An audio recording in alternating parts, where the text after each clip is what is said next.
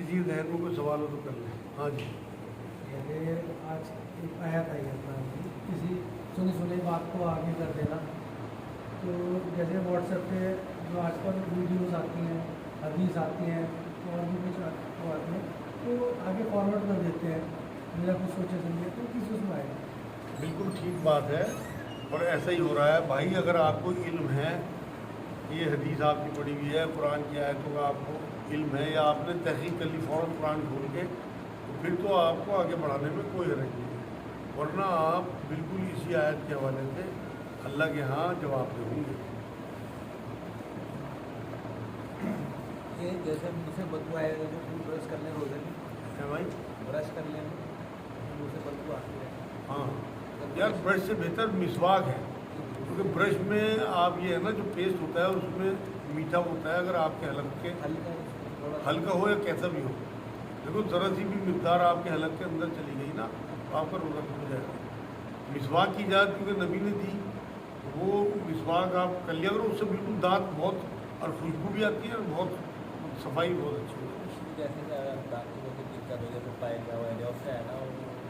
تو آپ اس میں تین ٹائم آپ کو مل تو رہے، روزہ کھولتے ہی، رات کو سوتے ہوئے، صبح کو سحری کرتے. بھائی ایک ہی مہینے کی تو احتیاط ہے. آپ اللہ اس کے رسول کے حساب سے چل کے دیکھو، آپ کا پہریہ انشاءاللہ رمضان کی برکت سے ختم ہو جائے گا. کیونکہ قرآن میں اللہ نے سورہ حج کی 4 نمبر آیت میں بات کی ہے کہ جو اللہ کا تقوی اختیار کرتے ہیں، اللہ سے ڈرتے ہیں، اللہ ان کے لیے راستے نکال دیتا ہے. آپ صرف اس نیت سے اس ٹائم برش کرو نا، 3 ٹائم میں نے آپ کو بتا دیا. کسی انسان کو اگر رکوع نہیں ملتا تو وہ دوبارہ سے پوری رکعت پڑھتا ہے. ایسے ہی اگر مان لو کوئی شخص کھڑا رہ گیا اور قاضی صاحب سجدے سے اٹھ گئے، ایک سجدہ وہ نہیں کر پایا، تو کیا اس کے لیے پوری رکعت پڑھنی پڑے گی یا اس کے لیے وہ سجدے سے اوپر؟ ان کا سوال یہ ہے کہ رکوع نہ ملنے پہ پوری رکعت پڑھنی پڑتی ہے. سجدہ اگر ایک نہ کر پایا، لیٹ ہو گیا، کھجانے لگا، چھینکیں آ گئی، کھانسی آ گئی، تو وہ سجدہ امام صاحب نے کر دیا، تو کیا اس کی نماز ہو جائے گی یا اسے دہرانی پڑے گی یا سجدہ سو کرنا پڑے گا؟ بھائی امام صاحب کے پیچھے آپ امام کے تابع ہو، اگر آپ سے کوئی کوتاہی ہو گئی تو اس میں معاف ہو جائے گی. لیکن اگر آپ کو رکوع مل گیا تو نبی نے فرمایا جسے رکوع مل گیا جماعت کا اسے رکعت مل گئی، اور یہ فرمایا کہ جسے التحیات مل گئی اسے نماز مل گئی. تو یہ نبی کی کیونکہ ہمیں تعلیمات ہیں تو اس وجہ سے آپ کے لیے یہ بہتر ہے. اور باقی آپ کا کوئی سجدہ نکل گیا تو امام صاحب نے آپ کا سجدہ الحمدللہ کر دیا، آپ کو سجدہ سب کی ضرورت نہیں ہے. اگر کوئی مجبوری آپ کے ساتھ، ان کا سوال یہ ثنا پڑھنا بھی فرض ہے، واجبات میں ہے، ثنا پڑھنا ضروری ہے. اگر ہم بیچ میں نماز چل رہی ہے اور بیچ میں کسی نے تیسری ایک رکعت چھوڑ گئی، 2 چھوڑ گئی، بیچ میں نماز میں آ گیا، امام صاحب نے السلام علیکم ورحمۃ اللہ دوسرا سلام کہا، تو کچھ لوگ پورا السلام علیکم ورحمۃ اللہ کہنے کے بعد کھڑے ہوتے ہیں، کچھ لوگ بیچ میں ہی کھڑے ہو جاتے ہیں. تو زیادہ بہتر طریقہ کیا ہے کہ کس ٹائم پہ کھڑے ہوئے جائیں؟ سنت طریقہ تو یہ ہے کہ دونوں سلام پھیرنے کے بعد کرو. جب امام صاحب پورا سلام پھیر چکے ہو اس کے بعد لیکن اجازت اس کی بھی ہے، اجازت اس کی بھی ہے، بہتر طریقہ ہوگا. اس میں کوئی اختلاف والی بات نہیں ہے، جیسے بھی آپ کو مناسب سمجھو اس طرح کریں.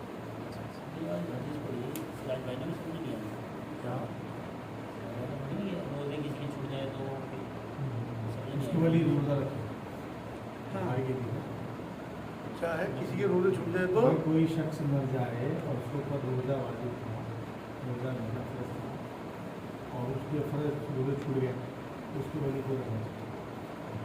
اچھا میں نے پڑھی ہے، ہو سکتا ہے انہوں نے پڑھی ہو تو اس کا حوالہ لیں گے ان سے، ایک بار چیک کر لیں. کوئی شخص یہاں سے روزہ رکھ کے دوسری دیش گیا، وہاں ہو رہی ہے، اب اسے روزہ پورا کرنا ہے یا وہاں پہنچ کے عید منانا؟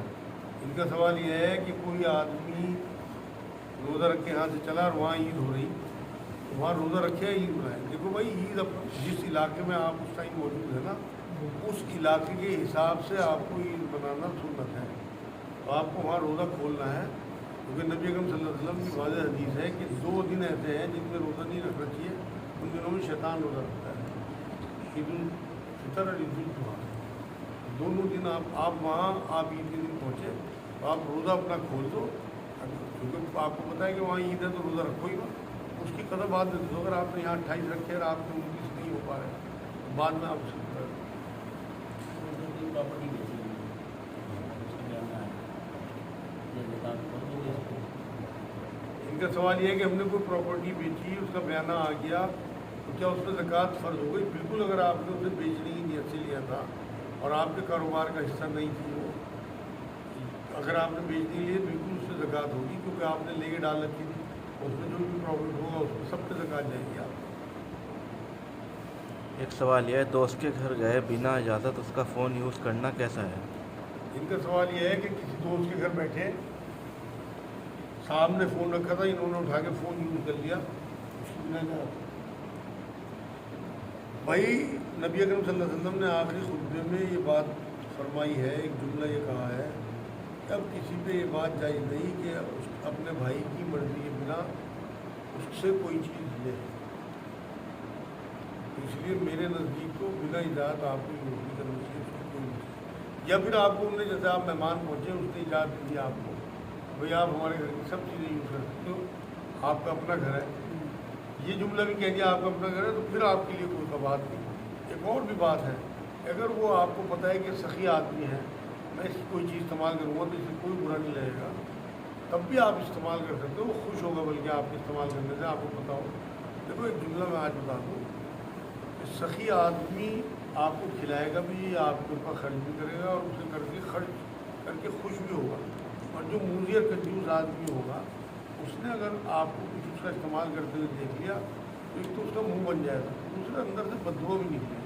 तो इसलिए आप खुद क्राइटेरिया तय करो कि आपके दोस्तों में और आपके रिश्तेदारों में कितने लोग कंजूस हैं, कितने लोग जो है सखी हैं, उसी हिसाब से फैसला किया। किसी ने मन्नत मांगी कि अगर कोई काम मेरा हो गया तो कलियर में जाके देख बांटना, काम उसका हो गया तो कलियर ही जाना पड़ेगा देख बांटने के लिए, या अपने मकाम पे भी बांट सकते? मेरा सवाल समझ में आ गया भाई? मन्नत मानी कि मैं कलियर में जाके देख उतारूँगा, मेरा फला काम हो गया, काम हो गया तो कहाँ मतलब कलियर ही जाना पड़ेगा? नहीं, बिल्कुल नहीं। असल तो नियत देर बांटने की गरीबों में, तो जगह सारी अल्लाह की है। आप अगर सहारनपुर में रह रहे हो तो यहाँ के गरीबों का ज़्यादा हक है आपके ऊपर, ज़रूरी नहीं है कि आप कलियर करें।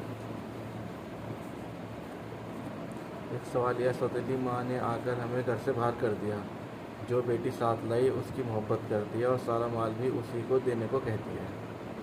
अच्छा, लड़की भी साथ उनकी, मतलब सवाल ये है, सौतेली माँ आई जी, और बच्ची साथ लाई, जी उसने आगे पहले बच्चों को घर से बाहर कर दिया जी, और कहती है माल जदाद सब अपनी उसी को लड़की देगी। हाँ, असल में बात यह है कि ये सच बात है कि जो रिश्ते अल्लाह रब्बुल इज़्ज़त ने बना के भेज दिए उन जैसी मोहब्बत तो नहीं हो सकती। आप खुद अपने ऊपर रख के सोच के देखिए कि आपको जो मोहब्बत अपने बच्चों की होती है वो अपने भतीजों की या भाइयों की नहीं होती है उनकी भी, लेकिन इतनी भी नहीं होती जितनी अपने सगे बच्चों की होती है। इसी तरह से सब मजबूर हैं, आप भी उन्हें अपनी माँ नहीं समझ रही होंगी जो आपकी सौतेली माँ आई, आप उन्हें इज्जत देना शुरू करो, मोहब्बत देना शुरू करो, पता नहीं आपसे क्या कुताही हुई होगी जो इस तरह छिड़ गई आपसे। और ये हकीकत बात है कि इस माशरे में इस तरह का मामला होता है कि लोग हक़ भी करते हैं, और जो हक़ भी करेगा वो अल्लाह के यहाँ पकड़ा जाएगा। हक़ुल इबाद का बहुत सख्त हिसाब किताब होना है।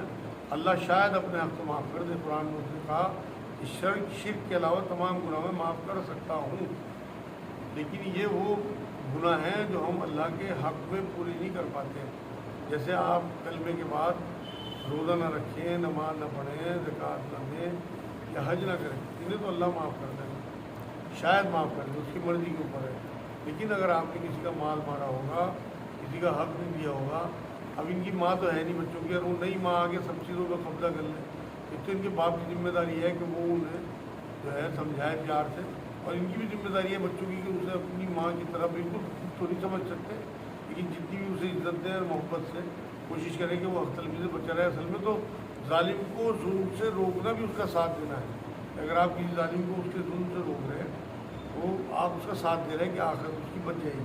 तो अगर वो इस माँ को प्यार से समझाएँ, आखिरत का हवाला दें या किसी बड़े से समझवाएँ, वो ज़्यादा बेहतर है, वरना फिर आखिरत में दूसरा काम होगा। एक बहन का सवाल है, मैंने बच्चे कि उनके बच्चे हो जाएं इसके लिए पढ़ाई की थी, बच्चे हुए नहीं, तो सास का कहना यह है कि तुमने दिल से पढ़ाई नहीं की, तो क्या मुझे दोबारा पढ़ना चाहिए? अच्छा, इनका सवाल यह है कि किसी انہوں نے انہیں پڑھائی بتائی بچوں کے لیے، انہوں نے پڑھا اور وہ بچے نہیں ہو پائے تو ان کی ساس یہ کہتی ہے کہ تم نے دل سے نہیں پڑھا اس لیے بچے نہیں ہوتے۔ میرے نزدیک تو اسے ساس ہی کو دے دینی چاہیے پڑھائی، بھائی تم پڑھ لو، میں نے دل سے نہیں پڑھا، تم دادی ہو تم دل سے پڑھ لو، جب بھی ہو جائیں گے بچے۔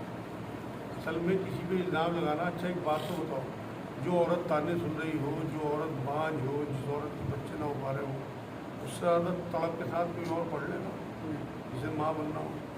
عورت کی شادی کے بعد سب سے بڑی خواہش ہوتی ہے ماں بننا۔ اس طرح کے الزامات لگانے، اس طرح دل دکھانے بچیوں کے، یہ بہت بڑا گناہ ہے۔ قرآن میں اللہ نے بات کی ہے کہ کسی کو لڑکے دوں، کسی کو لڑکی دوں، کسی کو دونوں دوں، کسی کو بانجھ رکھوں، میرے ہاتھ میں۔ ہم بھی بتاتے ہیں لوگوں کو، تسبیحات بھی بتاتے ہیں، عمل بھی بتاتے ہیں، لیکن وہ عمل، وہ تسبیحات اللہ کا قرب حاصل کرنے کے لیے ہے کہ اللہ کی رحمت جو اس میں ہے، جو کام اس نے آپ کی قسمت میں لکھ رکھا وہ اجاگر ہو جائے، ورنہ اس نے قسمتیں لکھ رکھی ہیں۔ آپ کی پڑھائی یا آپ کی تسبیحات سے اس کا نظام نہیں بدل جائے گا۔ یہ صرف اللہ کا قرب، اس کی رحمت کو اجاگر کرنے والی بات ہے۔ لوگوں کی سمجھ میں نہیں آتی یہ بات۔ اب اس کا تو طریقہ وہی ہے کہ وہ اپنی ساس کے حوالے کر دے وہ پرچہ، یہ امی میرے سے تو نہیں ہو پایا، آپ خود ہی کہہ رہے ہیں کہ میں نے دل سے نہیں پڑھا، آپ دل سے پڑھ لیں، پھر دیکھیے ہوتا ہے نہیں ہوتا ہے، کیا واقعی اس کی پڑھائی جو ہے اللہ تک پہنچ رہی ہے، پہنچ رہی جاتی۔ منت کا جو ہے منت نہیں ہو گیا، جیسے کسی بازار پہ گیا ہوگا کوئی منت مانگی تو وہ تو عقیدے میں بھی ہو جائے گا کہ میرا کام تو فلاں بزرگ کی اس سے ہوا ہے اور میں دیکھ چڑھا رہا ہوں، تو عقیدے میں ان کا سوال یہ ہے کہ اگر اس طرح کی منت ماننا کیا ٹھیک ہے نہیں ٹھیک ہے، یہ ہے نا، اصل تو یہ عقیدے کا معاملہ ہے بھائی۔ ہم کمزور لوگ ہیں، ہم دعائیں بھی کرتے ہیں اللہ سے، نوافل بھی پڑھتے ہیں۔ قرآن میں خود اللہ نے بات کہی کہ صبر اور صلاۃ سے میری مدد چاہو، اللہ کی مدد تو بنا صبر اور صلاۃ ہی مل سکتی ہے، لیکن خود آفر دیا۔ اسی طرح سے اگر آپ کوئی منت مانگتے ہیں، نفل پڑھتے ہیں کہ اللہ میں 100 نفل پڑھوں فلاں میرا کام کرتے ہیں، تو بہتر بات ہے، کوئی حرج نہیں ہے، مگر میری اپنی سوچ بالکل اس کے الٹ ہے۔ میں یہ کہتا ہوں کہ آپ پہلے نفل پڑھ دو اور پھر اللہ سے دعا کرو۔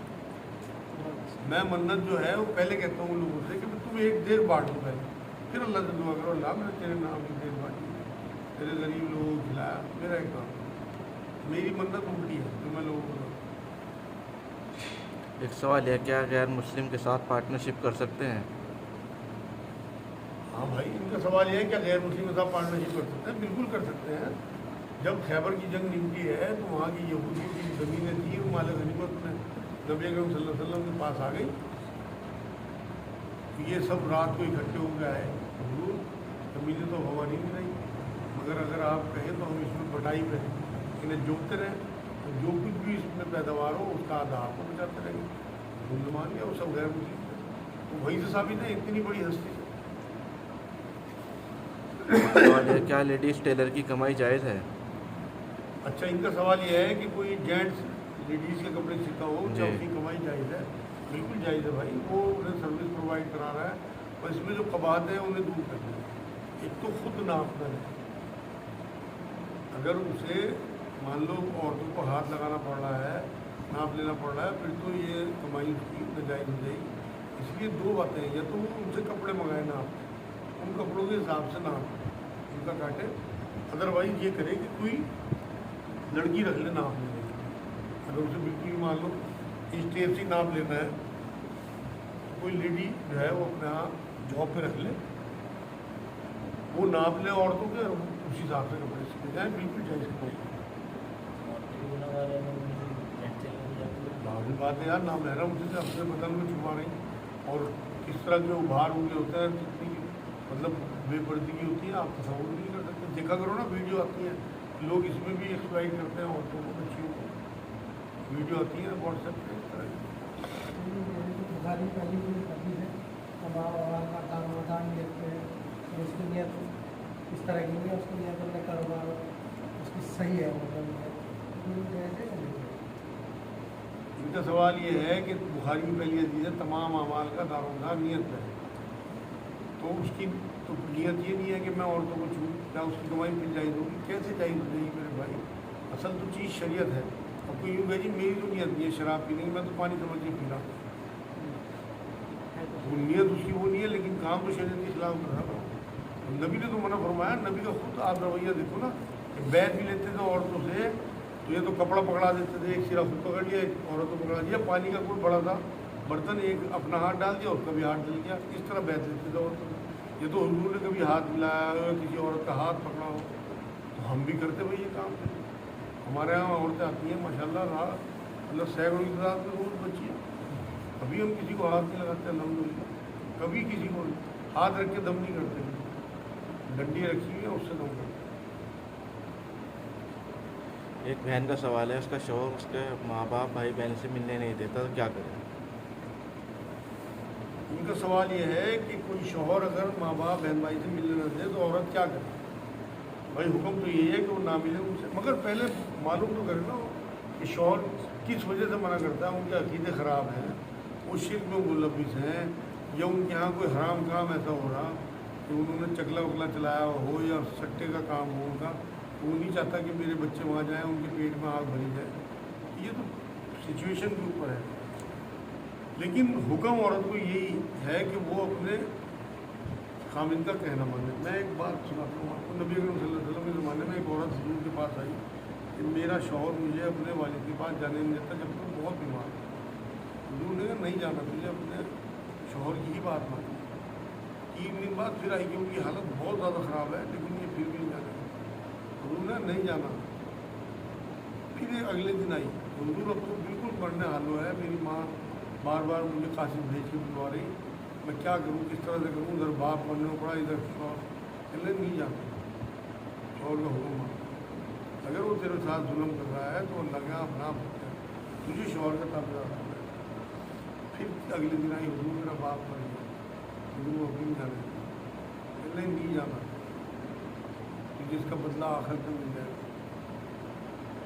तो जो औरतें अपने मियाँओं की फर्माबरदारी इस तरह करती हैं, जैसे आसिया अलैहिस्सलाम ने की फिरौन की, उसे किस तरह बर्दाश्त किया, तो उन्हें फिर जन्नत का सरदार बना दिया ना अल्लाह ने क़यामत तक के लिए, आपने सुना होगा। तो अगर वाकई आखिरत में नज़र है तो क्या मायने रखती है बात। ये भी तो हो सकता था कि उसका जो वालिद है या वालिद वो है, ये खुद बाहर होती मिल ना पाती उनसे, यही समझ ले कि बस मेरा हस्बैंड जालिम है, अल्लाह के से उसके लिए हिदायत की दुआ भी करे, बद्दुआ किसी के लिए ना करे।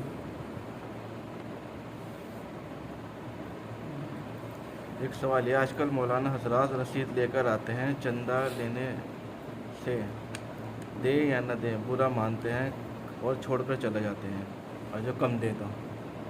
अच्छा, इनका सवाल ये है कि आजकल सीज़न चल रहा है ना चंदों का, तो रसीदें ले लेके आ जाएंगे और फिर चंदा दे दो तो खुश, ना दो तो बुरा मानते हैं, कम दो तब भी बुरा मानते हैं। हाँ, वो आप छोड़ के चले जाते हैं। हाँ भाई, अभी जो सबसे पहला सवाल था ना आज कि फ़ोन इस्तेमाल कर लें, जी, नबी ने फरमाया आखिरी खुतबे में कि अब तुम्हारे लिए जायज़ नहीं कि तुम अपने भाई की खुशी के अलावा, अपनी मर्जी के अलावा उसकी कोई चीज़ नहीं। ये कितने बड़े बड़े मौलवी हो या मुफ्ती हो या कितनी आलिम दीन हो, इन पर शरीयत लागू होगी इसी तरह से। आखिरी खुतबा जो है उसका जुमला समझे, आखिरी खुतबा जो है ये मंशूर है हमारे लिए ज़िंदगी गुजारने में। ये जुमला हर जगह अप्लाई होगा, किसी भी कीमत पे वो ज़बरदस्ती नहीं कर सकते किसी की जेब से माल निकलवाने के लिए। बुरा माने भला माने भाई अपनी हैसियत से देना, नहीं देना चाहते आपकी मर्ज़ी है, बिल्कुल इनकी परवाह नहीं करनी, परवाह अल्लाह उसके रसूल की करनी है। देखो मैं आज ये मेरे ख्याल आखिरी सवाल होगा और उसके एवज में मैं आपको एक हदीस सुना दूँ बहुत खूबसूरत, कि जो अल्लाह को खुश करने के लिए बंदों को नाराज़ करेगा तो अल्लाह तो खुश हो गई, बंदों के दिलों में भी उसकी मोहब्बत डाल देगी, और जो बंदों को खुश करने के लिए अल्लाह को नाराज़ करेगा अल्लाह तो नाराज़ हो गई, लोगों के दिलों से भी उसकी मोहब्बत है। ये हदीस बात बता रहा हूँ, तो इसलिए परवाह अल्लाह ही करनी, बंदों की परवाह नहीं करनी।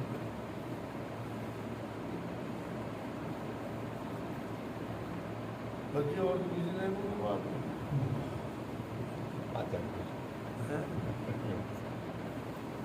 मैंने मांगी तरावी में खड़े होकर पढ़ूंगा, तो सही है गलत है? आपने नियत ये की कि तरावी खड़े होकर पढ़ूंगा, खड़े होकर पढ़नी चाहिए। मन्नत बेटे, ये मन्नत नहीं होती है तो नियत होती है। और तरावी देखो कलाम पाक जो है वो खड़े होकर ही सुनना चाहिए, किसी की मजबूरी हो तो वो बैठ जाए, लेकिन बैठते ही उसका सवाब अदा हो गया।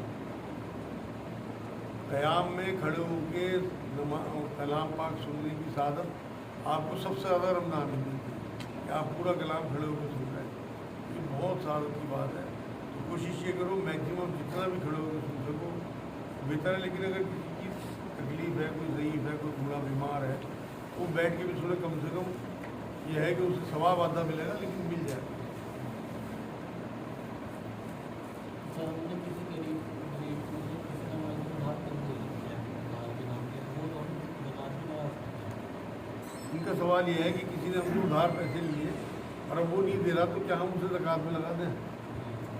भाई बिल्कुल नहीं लगा सकते। पहले आपको उसे मालिक बनाना पड़ेगा। आप उससे तय कर लो या किसी और से तय कर लो, भाई मैं पैसे का आपको दिलवाऊँगा और वो पैसे फला जगह से आप मिलेंगे और वो आप मुझे पैसा नहीं,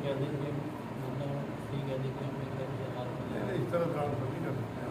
तो उधार है ना, आपको तो पहले मालिक बनाना पड़ेगा, फिर उसकी मर्जी है वो पैसे वो भी उसमें से ही वापस करता है नहीं करता। या आप ये नियत करके देते कि मैं ज़कात में दे रहा हूँ, आ गया तो मैं आगे बढ़ा दूँगा, किसी और ठीक हो जाएगा।